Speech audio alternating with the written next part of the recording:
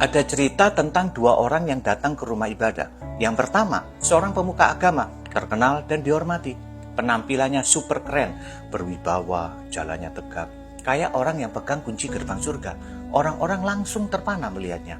Lalu dia mulai berdoa dengan suara lantang. Ya Allah, aku bersyukur karena aku nggak seperti orang lain.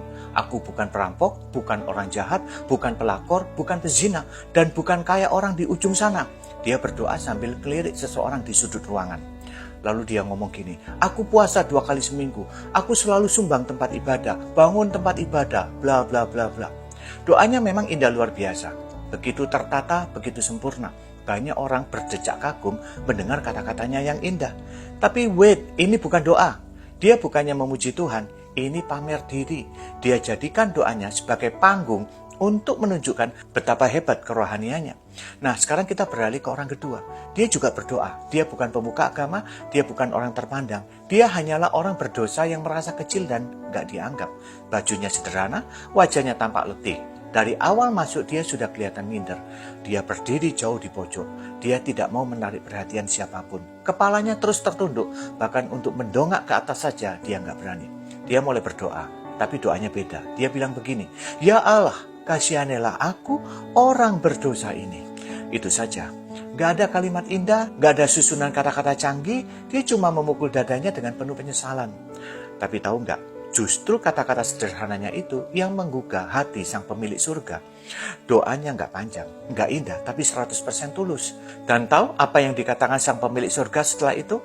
Aku berkata kepadamu, orang ini, orang biasa itu, pulang ke rumah sebagai orang yang dibenarkan Allah. Dan bukan orang itu, si pemuka agama. Sebab siapa yang meninggikan diri akan direndahkan. Dan siapa yang merendahkan diri akan ditinggikan. Dunia seperti diputar balik. Doa yang terdengar hebat malah kosong. Sementara doa sederhana yang jujur justru menjadi yang paling berharga di mata Tuhan. Jadi sekarang tanyakan ke diri kita masing-masing. Ketika kita berdoa, sebenarnya kita sedang bicara kepada Tuhan atau cuma sekedar pamer kesalehan? Doa kita bikin surga terharu atau hanya jadi drama rohani untuk diri sendiri? Ingat, Tuhan gak butuh kata-kata yang muluk-muluk. Dia gak cari puisi, dia cari hati yang jujur, dia cari hati yang terbuka kepadanya. Karena di mata Tuhan, air mata penyesalan lebih berharga daripada 1000 kata yang hanya untuk pencitraan. Kisah ini tadi diadaptasi dari perumpamaan Tuhan Yesus tentang doa orang Farisi dan pemungut cukai yang terdapat di Lukas pasal 18. Pesannya jelas, Tuhan tidak melihat penampilan atau kata-kata indah, melainkan Ia mencari hati yang jujur dan penuh kerendahan. Amin.